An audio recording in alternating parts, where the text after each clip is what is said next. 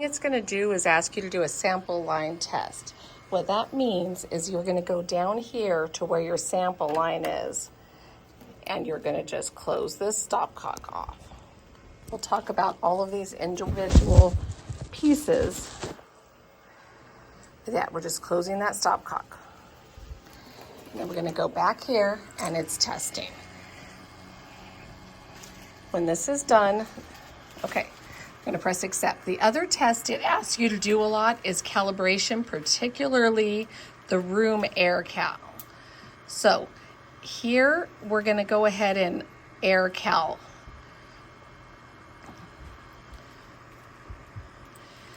So you do calibration and you would start your air cal. Here in this one, because I have it set to sim, it's not asking me to, but all it would do is you would say, do your air cal, and then it would press enter and you would say start calibration. And then there it is calibrating.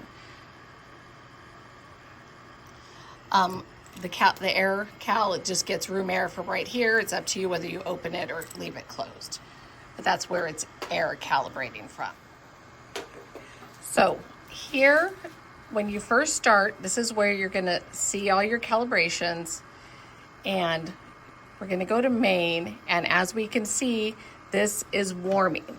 The weird thing about this machine is when you look at the cassettes, you would think instinctually that you put them in this way, right? The pretty writing on the front. No, you put them in literally backwards.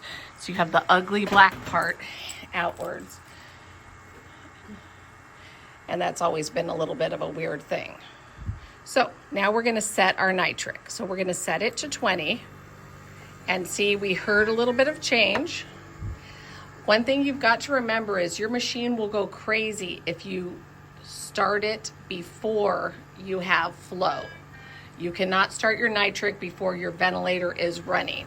So it's important that you put it in line prior to have it running. You have to set up the Genicil, the nitric oxide.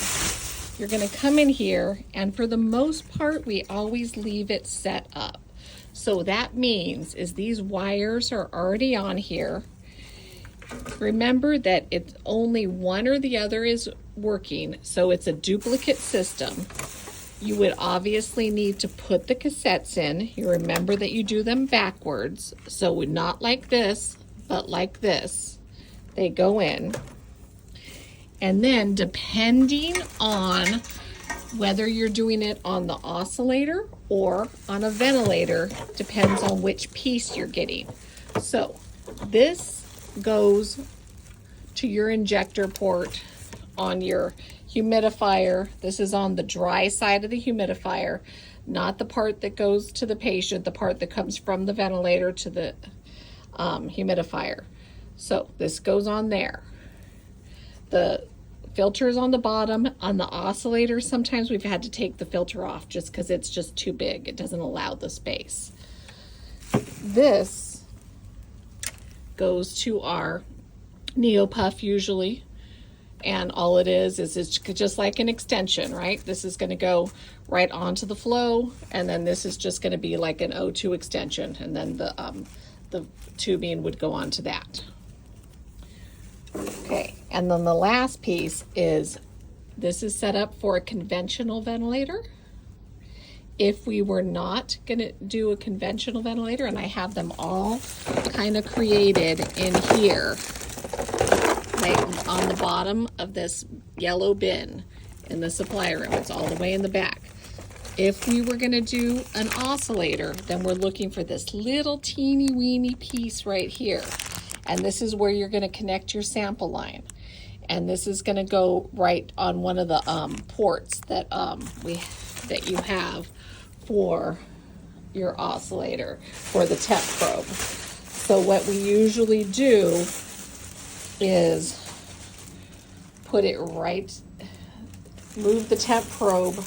So we want to have it a little bit further out. So we would move this temp probe from way back here, and then put that little tiny piece right here, and then the temp probe can go way back in there. Okay, so that's all we're doing. The same exact setup is here, and we always leave them ready so that you don't have to find all the little pieces, okay? It's a good idea to, if this is a secondary one, it's just in case of emergency. So if anything, throw just one cartridge in there, and then make sure you keep your extra cartridges in your little basket. Okay, so if we were to set this up, I would put 2 cartridges in here and 1 cartridge only down here. And then when you turn it on, 9 out of 10 times, it's gonna ask you to do an oxygen cal. I mean an air cal, room air cal. And it knows there's nothing on there. Remember that you're gonna throw everything in line with your circuit before you turn it on. I'm turning it back off right now, because it'll freak out if we try to do anything without the flow. Okay, so it wants the flow already. So you would, patients already intubated, patients on an oscillator or a ventilator, you're gonna have them, you're gonna have the flow going already. You're gonna go ahead and put your stuff in line before you even start doing your cals. And the important one is, if they're bagging, go ahead and connect the ambu bag, or more likely a neopuff, so that when you do start this, you can turn it right on to start bagging or ventilating on the nitric. It's going to tell me I don't have anything. Okay, so this one needs all the calibrations. That is not something we usually do, but look at what it's allowing you to do. It's saying that you could skip the calibrations for 24 hours. They are due on the 1st of the month. I am filming this right now on August 1st. Usually we do it on the 1st, so that's why this is happening. But it's nice that it allowed us to do this. So now it's telling me, hey, I can't do anything without some cassettes, right? I just wanted to show you this little switch to manual. So as we're getting ready to do everything, obviously you still have to have the cassettes to give nitric. I don't want to put them in and waste it because I'm just filming this video. But what would happen is, whoever's bagging, you could switch to manual and you're delivering nitric while you're doing everything else, okay? Right now I'm going to go ahead and shut this down.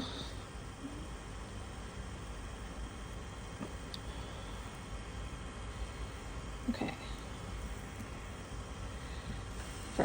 Always shut it down from the front when you're done with it. Never ever go to the back. That can really mess with the computer. Okay? It's saying flushing injection ports, all of that stuff. Whatever, the reason I did not put cartridges in here is because whatever I shut it down, it deactivates the cartridges. The cartridges can just go into regular trash because they're deactivated by the machine.